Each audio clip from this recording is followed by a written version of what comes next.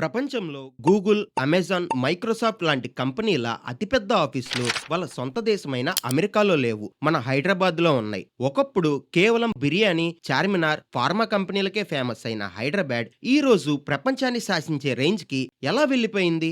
ఒకసారి లాజిక్ గా ఆలోచించండి. ఇప్పుడు హైదరాబాద్ పరిస్థితి చూస్తే ఐటీ జాబ్స్ గ్రోత్ లో ఐటీ హబ్ అని పిలుచుకునే బెంగళూరు కూడా దాటేసి ఏకంగా 41.5% గ్రోత్ తో ఇండియాలోనే టాప్ లో కూర్చుంది. బెంగళూరులో ఈ ఉద్యోగాల పెరుగుదల కేవలం 24% మాత్రమే ఉంది. అంటే హైదరాబాద్ స్పీడ్ ఎలా ఉందో మీరే అర్థం చేసుకోవచ్చు. మన దగ్గర ఇప్పుడు ఏకంగా 8 లక్షల మందికి పైగా ఐటీ ప్రొఫెషనల్స్ పనిచేస్తున్నారు. ఇది ఊరికే ఒక రాత్రిలో జరిగిన మ్యాజిక్ ఏమి కాదు. దీని వెనుక పెద్ద సిస్టమ్ పనిచేసింది, గట్టి ప్లానింగ్ ఉంది. అసలు ఈ కథ ఎక్కడ మొదలైందో తెలుసుకోవాలంటే మనం 1990s కి వెళ్ళాలి. అప్పట్లో ఐటీ సెక్టర్ అంటే ఇండియాలో అందరికీ గుర్తొచ్చే పేరు బెంగళూరు మాత్రమే. హైదరాబాద్ అంటే అదొక పాతకాలపు నగరం. అక్కడ ఐటీకి, టెక్నాలజీకి పెద్దగా స్కోప్ లేదు అనే ఒక మైండ్ సెట్ లో జనాలు ఉండేవాళ్ళు. కరెక్ట్ గా 1997లో అప్పటి ముఖ్యమంత్రి చంద్రబాబు నాయుడు గారు ఒకసారి సింగపూర్, మలేషియా మీటింగులకు వెళ్లారు. అక్కడ మలేషియాలో మల్టీమీడియా సూపర్ కారిడార్ అనే ఒక ప్రాజెక్ట్ చూశారు.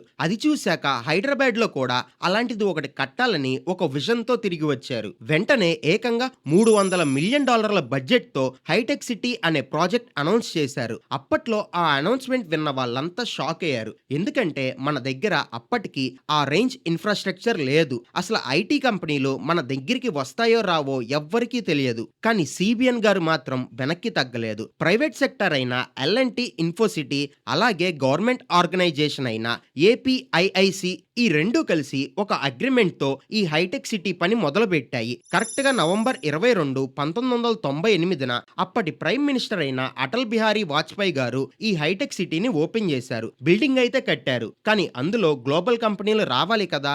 అప్పుడే ఒక పెద్ద గేమ్ చేంజర్ ఇన్సిడెంట్ జరిగింది. ఈ ఐటీ హబ్ కోసం గ్లోబల్ మార్కెటింగ్ చెయ్యాలని అప్పుడు సీఎం చంద్రబాబు నాయుడు గారు సిలికాన్ వ్యాలీ, సింగపూర్ లాంటి టెక్ హబ్ లకు వెళ్లి మైక్రోసాఫ్ట్ ఫౌండర్ బిల్ గేట్స్ తో డైరెక్ట్ గా కలిసి మాట్లాడారు.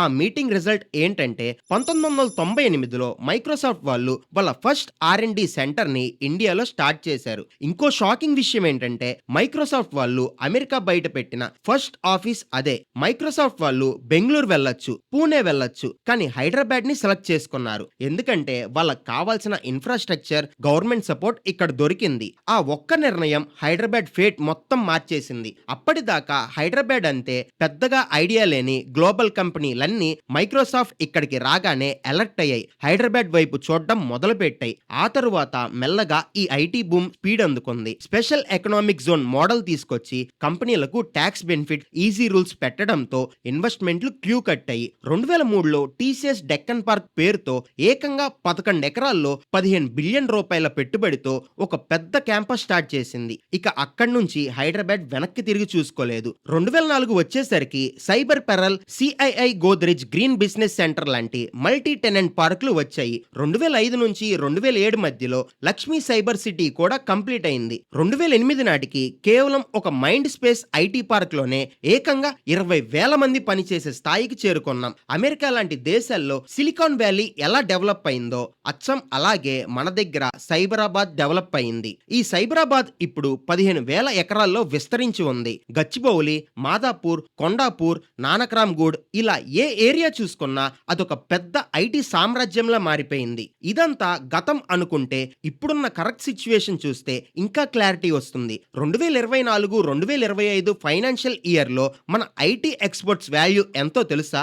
ఏకంగా 2.7 లక్షల కోట్లు. మన దేశం మొత్తం చేసే ఐటీ ఎక్స్పోర్ట్స్ లో 11% వాటా హైదరాబాద్ దే. 2019లో అమెజాన్ వాళ్ళు వాళ్ళ గ్లోబల్ కంపెనీని ఇక్కడ కట్టారు. అది మామూలు క్యాంపస్ కాదు. 68 ఎకరాల్లో 15,000 మంది పైగా పనిచేసే కెపాసిటీ ఉన్న ప్రపంచంలోనే అతిపెద్ద అమెజాన్ క్యాంపస్. ఇదంతా వింటుంటే అన్నీ చాలా స్మూత్ గా జరిగిపోయారనుకుంటున్నారేమో. ఇక్కడే అసలు స్టోరీ ఉంది. 2014లో మన రాష్ట్రం విడిపోయినప్పుడు ఇక హైదరాబాద్ ఐటీ పని అయిపోయింది. పొలిటికల్ ఇష్యూస్ వల్ల కంపెనీలన్నీ వేరే స్టేట్స్ కి వెళ్లిపోతాయి. కొత్త గవర్నమెంట్ వీటిని పట్టించుకోదు అని చాలా మంది భయపడ్డారు. మీడియాలో కూడా అలాగే చెప్పారు. అప్పటిదాకా వచ్చిన ఇన్వెస్ట్మెంట్స్ అన్ని రిస్క్ లో పడ్డాయని అందరూ అందరూ అనుకున్నారు. కానీ ఆ టైంలో జరిగిన ఒక పాలిసీ డెసిషన్ వెనక్కి వెళ్ళిపోవాలనుకున్న కంపెనీలన్నీ తిరిగి అక్కడే ఉండిపోయేలా, ఇంకా చెప్పాలంటే కొత్త కంపెనీలు క్యూ కట్టేలా చేసింది. ఆ ఒక్క డెసిషన్ ఏంటంటే హైదరాబాద్ ఐటీ హబ్ గా ఎదగడం వెనుక దశాబ్దాల విజన్, పాలసీల కొనసాగింపు